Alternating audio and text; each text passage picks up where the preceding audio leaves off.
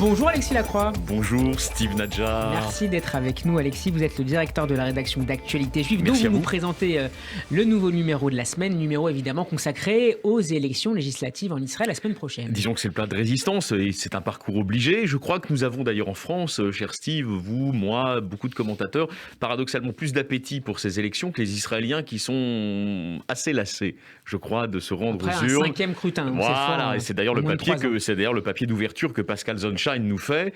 Lassitude compréhensible parce que 5 fois en 4 ans c'est beaucoup, et avec aussi le sentiment, parce qu'après tout un scrutin peut être excitant, la présidentielle française l'a été, mais là c'est le sentiment que rien ne va changer. Vous me direz peut-être qu'en France aussi c'est un autre sujet, mais si vous voulez, ils ont ce sentiment qu'au fond la crise politique est endémique, ce qui n'empêche pas bien sûr le développement économique, géostratégique du pays, mais il y a une sorte de disjonction entre une crise politique endémique et par ailleurs une bonne santé de la société israélienne qui continue sa progression vers, pour l'instant c'est la 8e puissance mondiale, mais peut-être un jour la 7e ou la 6e, surclassant... Notamment grâce à son dynamisme technologique. Surclassant la France, voilà, on peut l'imaginer, enfin en tout cas c'est un scénario possible. Mais en revanche sur le plan politique, il y a un surplace et il y a une crise qui semble s'éterniser. Alors on a, nous, vocation, et je le rappelais à plusieurs reprises l'an dernier, on a vocation à être, si vous voulez, le reflet de la diversité des sensibilités philosophiques et politiques qui sont exprimées dans le spectre politique israélien. C'est la raison pour laquelle nos lecteurs trouveront la présentation des programmes par les chefs de parti ou leurs représentants, et donc de Aryeh Deri à Bezalel Smotrich, voilà, et de Michal Michaeli à Orna Barvivai. Tout le monde est présent et à l'occasion de s'exprimer par l'entremise des excellents entretiens qu'ont réalisés donc nos consoeurs et confrères, Olivier Granilic pour Radio Studio Kalita à Jérusalem et Nathalie Sosnaofir, qui est bien connue aussi des auditeurs de Radio J. Donc tout le monde pourra se forger son opinion. Vous savez, le journaliste... On s'appuie notamment, Alexis, sur l'analyse d'experts avec notamment une interview d'Arik Rudnitsky qui met en avant la question de la mobilisation en particulier, et ce sera l'une des clés de cette élection, du taux de mobilisation des Arabes israéliens. Exactement, parce que c'est vrai qu'ils sont pas les arbitres, mais l'intérêt qu'ils vont porter à ce scrutin va faire pencher dans un sens ou dans un autre, sachant que, encore une fois, pour l'instant, on est dans un état d'indécision complète. On ne sait pas trop ce qui va, si vous voulez, sortir des urnes. C'est très serré, vraisemblablement c'est très serré.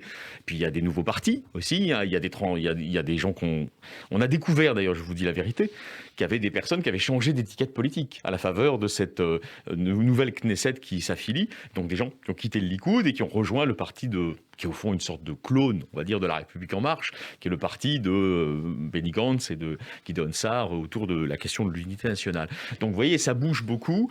Je crois aussi, alors là j'élargis la vocale, je crois aussi, si vous voulez, qu'Israël est le laboratoire d'une accélération des cycles politiques.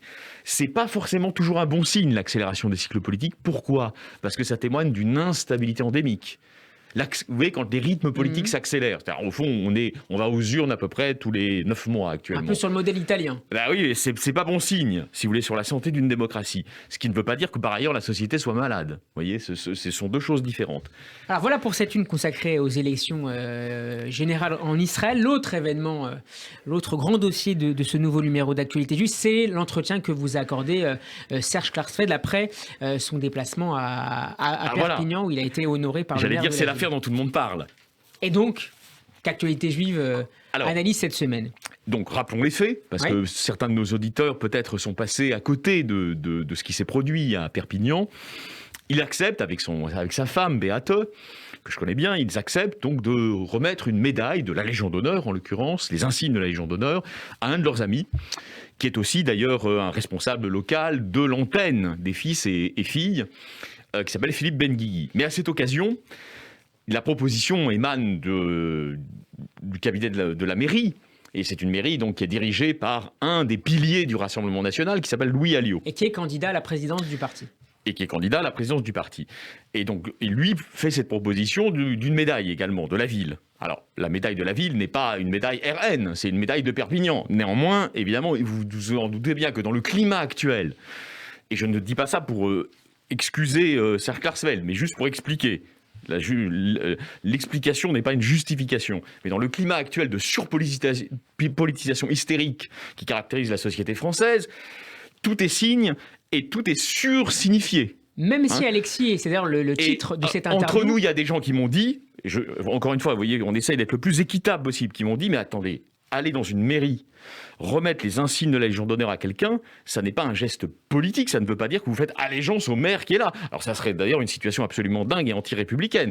Si vous remettez les insignes de la Légion d'honneur à quelqu'un dans un ministère, ça ne veut pas dire que vous êtes le vassal du ministre. Hein, bon, on est bien d'accord. Même si Alexis, et c'est le titre, je le disais, de l'interview que vous a accordé Serge Clarset, voilà ce qu'il dit: je veux favoriser ceux qui, à l'extrême droite, se rapprochent de la droite classique, et ça vise évidemment Louis Alliot. Nous venons effectivement au cœur de ce qui fait polémique, c'est que par ailleurs, Serge Klarsfeld accompagne cette démarche, qui déjà à la base fait polémique, d'un discours sur, au fond, le désir de spécifier au sein de l'extrême droite des gens qui pourraient nous aider à casser ce bloc, parce qu'au fond, c'est ça la stratégie, et qui seraient, selon lui, en train de se rapprocher de la droite républicaine classique, et d'autres qui, en revanche, sont, si vous me passez l'expression, il ne le dit pas comme ça, mais irrattrapables. C'est ça les termes du débat profond que pose Serge Klarsfeld.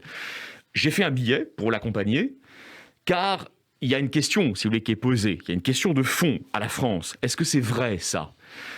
Si on est objectif, là encore, vous savez, le journalisme, c'est compliqué parce que les gens croient qu'on porte casaque. Nous, on ne porte pas casaque. Si on est objectif, nous ne sommes plus face à un Rassemblement national qui est un bloc uni derrière quelqu'un qui tient des propos comme du rafour crématoire ou les oiseuses plaisanteries sur le point de détail. Le Rassemblement national, objectivement, celui des années 80. Objectivement, a changé. Voilà. Alors, est-ce que sa culture politique a changé en profondeur ? Ça, c'est une question, je ne la tranche pas. J'entends ce que dit David Revaud-Dallon et je pense qu'il a en grande partie raison. Maintenant, il y a une question aussi sur terminer, Alexis, mais quelques secondes. Mais c'est pourquoi ça s'enflamme tellement.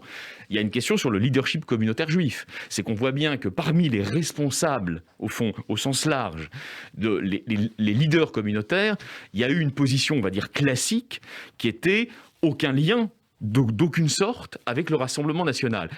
En ayant la démarche qu'il vient d'avoir, Serge Klarsfeld ouvre visiblement une nouvelle ère dans l'histoire de ce leadership, avec, j'allais dire, toutes les conséquences de débats et de disputes que cela peut impliquer. Mais ce qui est sûr en revanche, c'est que dans son cas, il ne s'agit en aucun cas de se rallier d'une manière ou d'une autre aux idées de l'extrême droite. D'ailleurs, il s'en explique très clairement dans l'interview. Et c'est à lire dans le nouveau numéro d'Actualité Juive que vous pouvez acquérir en kiosque, évidemment, mais aussi en s'abonnant sur le site actualitéjuive au singulier.com. Merci Alexis. Merci à vous et pardon d'avoir été un peu long, mais il fallait ces précisions.